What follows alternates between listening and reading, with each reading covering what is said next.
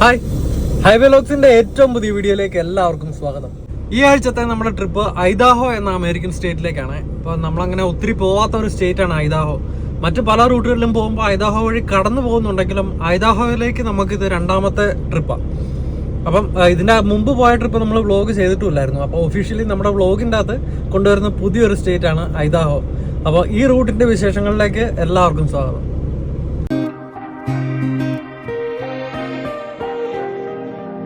Looking on my blunt tattoo, not here.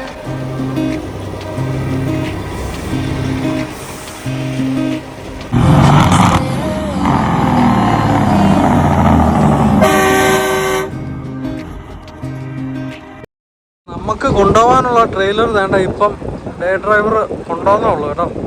അതുകൊണ്ട് വേണ്ട നമ്മൾ യാർഡിൻ്റെ നടുക്കിട്ടിട്ടാണ് നമ്മൾ ബുക്ക് ചെയ്യാൻ പോണേ.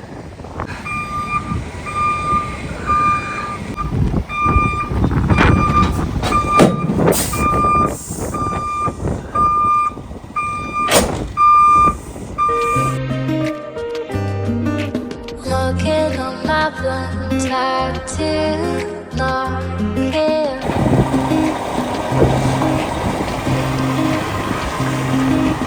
If I stay alone, I will feel it. ഇതാഹോ നമ്മൾ സാധാരണ പോകുന്ന കാലിഫോർണിയയുടെ അത്രയും ഡിസ്റ്റൻസ് ഇല്ലാത്തതുകൊണ്ട് തന്നെ നമ്മൾ വൈകുന്നേരമാണ് ട്രിപ്പ് എടുക്കുന്നത്. അർജുൻഭായാണ് സാരഥി. നമ്മൾ പോകുന്ന റൂട്ട് എങ്ങനെയാണ്? നമ്മൾ പോകുന്നതെന്ന് പറഞ്ഞു കഴിഞ്ഞാൽ സോൾട്ട് ലേക്ക് സിറ്റി വരാൻ നേരെ, സോൾട്ട് ലേക്ക് സിറ്റിയിൽ നിന്ന് പിന്നെ ഏകദേശം 300 കിലോമീറ്റർ ഐദാഹോയിലേക്ക് റൈറ്റിലേക്കുള്ളൂ. ഒറിഗൺ അങ്ങനെയൊക്കെ. അപ്പോൾ സോൾട്ട് ലേക്ക് സിറ്റിയിൽ നിന്ന് 300 കിലോമീറ്റർ. That's it. അതായത് നമ്മൾ സാധാരണ പോകുന്ന ലാസ് വേഗാസ് റൂട്ടിലല്ലാത്ത നേരെ ഓപ്പോസിറ്റ് റൂട്ട് സോൾട്ട് ലേക്ക് സിറ്റിയിൽ നിന്ന് മല ഇറങ്ങിട്ട്.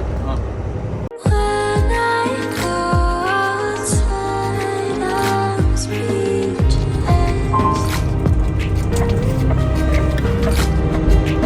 When nobody's home, I feel great.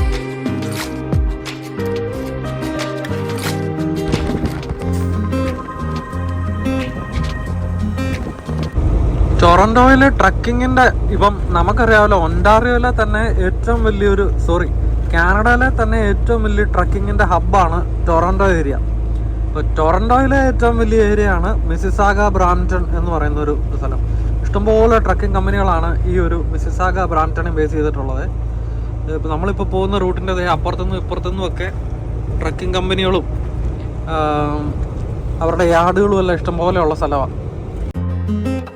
Looking on my blunt tattoo, not here.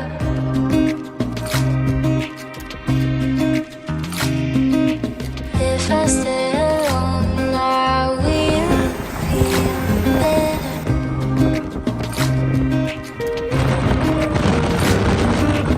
Looking on my blunt tattoo, not here. Canadian real estate സംബന്ധമായ എല്ലാവിധ ആവശ്യങ്ങൾക്കും റിയൽറ്റർ അശ്വതി നിലമനയുടെ ഓഫീസുമായിട്ട് നമുക്ക് കോൺടാക്ട് ചെയ്യാം. എന്തായാലും ഫോർട്ടൺ എന്ന് പറയുന്ന ഹൈവേ കൂടെ നമ്മൾ പോയിക്കൊണ്ടിരിക്കുന്നത്. സാധാരണ കാണുന്ന ഒരു തിരക്ക് ഫോർട്ടണിൽ നമ്മൾ പോകുന്ന റൂട്ടിലേക്കില്ല കേട്ടോ. പക്ഷെ ഓപ്പോസിറ്റ് റൂട്ടിൽ ചെറുതായിട്ടൊരു കൺജഷൻ കാണുന്നുണ്ട്. ഇതൊന്നും ഇവിടെ പതിവില്ലാത്ത, നിങ്ങൾക്ക് അറിയാമല്ലോ, നമ്മളെപ്പോൾ ഈ റൂട്ടിൽ കയറിയാലും ഇവിടുന്ന് ബൊവേഡ് എന്ന് പറയുന്ന ഒരു റൂട്ടുണ്ട്. ആ റോഡ് കഴിയുന്നോടം വരെ ഭയങ്കര തിരക്കായിരിക്കും. Looking on my blunt tattoo, not here.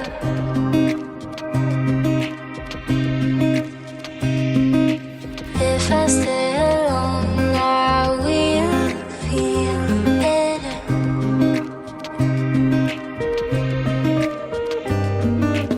Looking on my blunt tattoo, not here.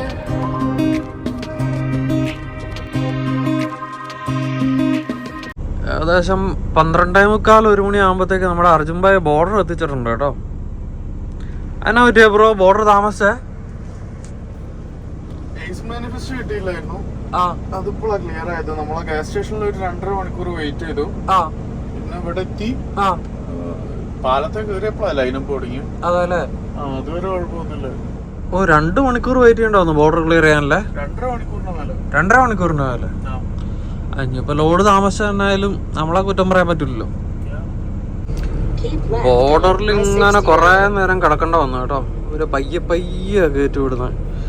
അതും പ്രത്യേകിച്ച് ഇവന്മാരുടെ ഇപ്പോഴത്തെ ബോർഡർ സെക്യൂരിറ്റിയുടെ ഭാഗമായിട്ട് അനാവശ്യമായിട്ട് കാറുകളുടെ സൈഡിലൊന്നും ആരുമില്ല. ട്രക്കുകളെയാണ് ഇവർ കോൺസെൻട്രേറ്റ് ചെയ്യുന്നത്. വേറൊന്നുമല്ല, നമ്മുടെ നാട്ടിലെ പോലെ തന്നെ ആ ഒരു ഇത് എന്നാ പറയാന്. കാരണം ട്രക്കുകളെ ഇപ്പോൾ എക്സ്റേക്ക് വിടാനാണെന്നുണ്ടെങ്കിൽ നേരിട്ട് അങ്ങ് എക്സ്റേക്ക് വിട്ടേച്ചാൽ മതി. കാരണം പേപ്പർ വർക്കുകളും കാര്യങ്ങളില്ല. അതിപ്പോൾ ലോഡിൻ്റെ ആണെങ്കിലും നമ്മുടെ ഡ്രൈവേഴ്സിൻ്റെ ആണെങ്കിലും ഓൾറെഡി കൊടുത്ത് ക്ലിയർ ആയ ലോഡുകളാണ് നമ്മൾ ബോർഡറിലേക്ക് വരുന്നത്. പക്ഷെ എന്നാലും ഇതിൻ്റെ അപ്പുറം എല്ലാം ഇത്തിരി നേരം മുമ്പ് വരെ എന്ന് പറഞ്ഞാൽ പോലീസും കാര്യങ്ങളൊക്കെ ആയിട്ട് നമുക്ക് ലൈറ്റെല്ലാം കാണാമായിരുന്നു. അല്ല അർജുൻ പോലീസുകാർ പോയല്ലേ? അവിടെ ഒരു 3-4 വണ്ടികൾ ഇങ്ങനെ ലൈറ്റ് ഇട്ട് ഇങ്ങനെ നിൽക്കുന്നുണ്ടായിരുന്നു. എന്തായാലും അപ്പോൾ ഇപ്രാവശ്യം നമ്മൾ കൊണ്ടുപോകുന്ന ലോഡ് പ്രീ പ്രിന്റഡ് ലേബിൾസ് ആണ്. അതിൻ്റെ പേപ്പർ വർക്ക് എല്ലാം ഓൾറെഡി ക്ലിയർ ആയി. നമ്മുടെ പാസ്പോർട്ടും വിസ എല്ലാം ഓൾറെഡി എടുത്തു വെച്ചേക്കുക. If I stay alone, I will feel better.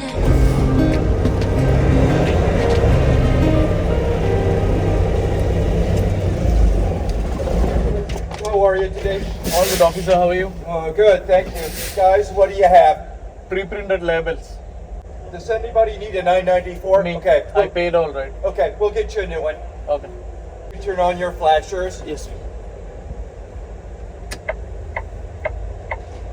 We'll have you run through X-ray first. Okay. Okay, then park at the dock. Everybody goes inside with this. Okay. Thank you, officer.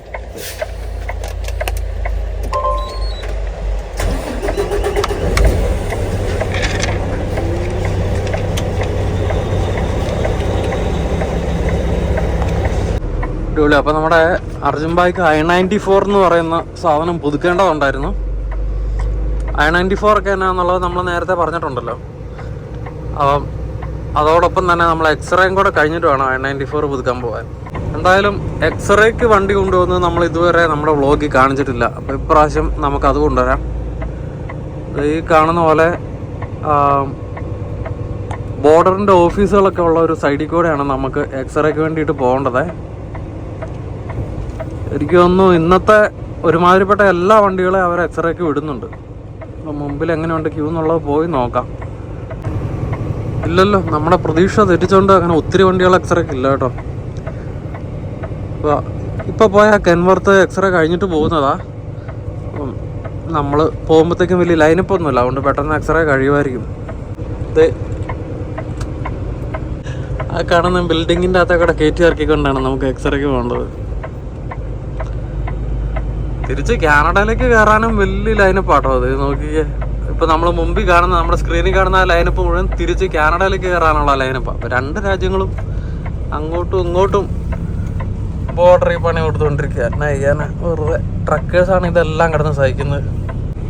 നമ്മുടെ മുമ്പിൽ കാണുന്ന ഈ shed ഉണ്ടല്ലോ, ഈ ഷെഡിൻ്റെ അകത്തേക്കൂടെയാണ് നമ്മൾ ഓടിച്ചുകൊണ്ട് പോകേണ്ടത്. അപ്പോൾ പോകുമ്പോൾ ഓൾറെഡി അവർ എക്സ്റേ അതിൻ്റെ അകത്തുള്ള മെഷീനുകളിൽ കൂടെ നമ്മുടെ വണ്ടിയുടെ എക്സ്റേ എടുക്കും. അപ്പം എന്തെങ്കിലും പ്രോഹിബിറ്റഡ് സബ്സ്റ്റൻസുകളോ അല്ലെങ്കിൽ എക്സ്ട്രാ മനുഷ്യരോ അങ്ങനെ ആനിമൽസോ അങ്ങനെ എന്തെങ്കിലുമൊക്കെ വണ്ടിക്കകത്തുണ്ട് എന്നുണ്ടെങ്കിൽ അത് ഡിറ്റക്റ്റ് ചെയ്യുവേ. അപ്പോൾ നമുക്ക് ഇതിൻ്റെ അകത്തെ കൂടെ വണ്ടി ഓടിച്ചുകൊണ്ട് പോകുമ്പം 5 miles/hour നമ്മൾ ഓടിച്ചുകൊണ്ട് പോകേണ്ടത്. എന്നാൽ ഷെഡിൻ്റെ അകത്തെ കൂടെ പോയി എക്സ്റേ കഴിഞ്ഞ് കഴിഞ്ഞാൽ അവനെ വിടുമല്ല കേട്ടോ. അവിടെ കിടന്ന് അവർ ആ സ്ക്രീനിൽ കാണുന്ന സാധനങ്ങളിൽ കൂടെ എല്ലാം കണ്ണോടിച്ച് ഏകദേശം ഒരു 10 മിനിറ്റോളമായി നമ്മുടെ മുമ്പിൽ എക്സ്റേ കടന്നു പോയവൻ കിടക്കാൻ തുടങ്ങിയിട്ട്. വേണ്ട, എക്സ്റേക്ക് കയറ്റിയവനെ ഉണ്ടല്ലോ, അല്ലടിയാ എക്സ്റേ കഴിഞ്ഞത് കൂടെ എടാ അതിൻ്റെ അകത്തുനിന്ന് വല്ലതും കണ്ടു കാണോ? എക്സ്റേക്ക് പതിവില്ലാതെ കേട്ടോ വണ്ടിയുടെ ബാക്കിലത്തെ ഡോറ് തുറന്ന് അവരകം പരിശോധിക്കുന്നത്. ഒരു ഓഫീസർ ഇപ്പോൾ വേണ്ട ബാക്കിലത്തെ ഡോറ് തുറന്ന് ടോർച്ചും കൊണ്ട് ഏതാണ്ടൊക്കെ തപ്പുന്നുണ്ടാ. അതിൻ്റെ അകത്ത് വല്ലതും ഉണ്ടോ? അത്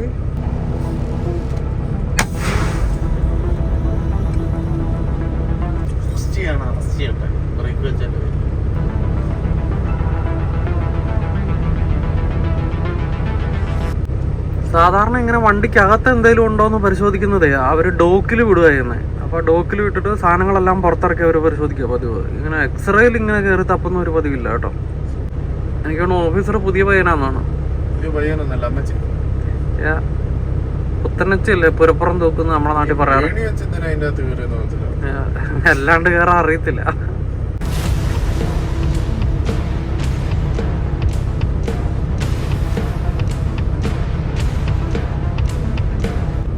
എന്തായാലും പുള്ളി കുറേ നേരം അവിടെ നിന്ന് പരിശോധിച്ചിട്ട് ഒന്നും കിട്ടിയില്ല എന്ന് തോന്നുന്നു കേട്ടോ.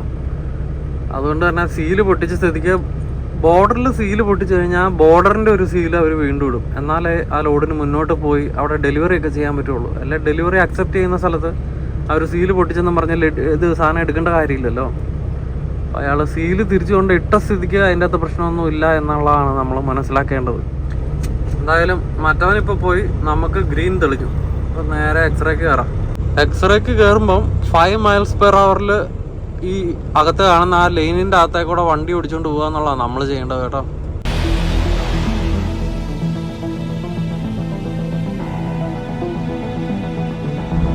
ആ ഷെഡിൻ്റെ അകത്തേക്കൂടെ നേരെ 5 miles/hour ഓടിച്ചുകൊണ്ട് വന്ന് ഈ റെഡ് ലൈറ്റിൻ്റെ അവിടെ അങ്ങ് നിർത്തിയേക്കണം. ഇതിൻ്റെ അകത്ത് ഗ്രീൻ വന്നു കഴിയുമ്പോഴേ നമുക്ക് പോകാൻ പറ്റുള്ളൂ. അടിപൊളി. അപ്പോൾ നമ്മുടെ എന്തായാലും ഗ്രീൻ ലൈറ്റ് ആയി. നേരെ അകത്ത് I-94ൻ്റെ കാര്യത്തിന് വേണ്ടി നമുക്ക് പോവാം. I-94 എടുക്കുന്നത് ആ ലൈറ്റൊക്കെ കാണുന്ന ഓഫീസ് ബിൽഡിംഗ് ഇല്ലേ, അങ്ങോട്ടാണ് നമുക്ക് പോകേണ്ടത്.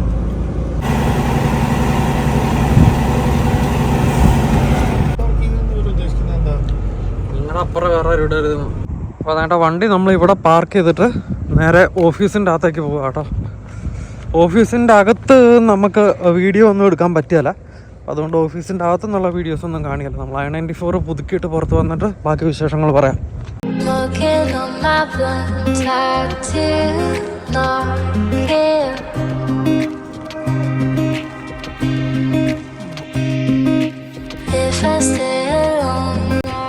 ഏകദേശം അരമണിക്കൂർ നേരത്തെ കാത്തിരിപ്പിന് ശേഷം I-94 എല്ലാം പുതുക്കി.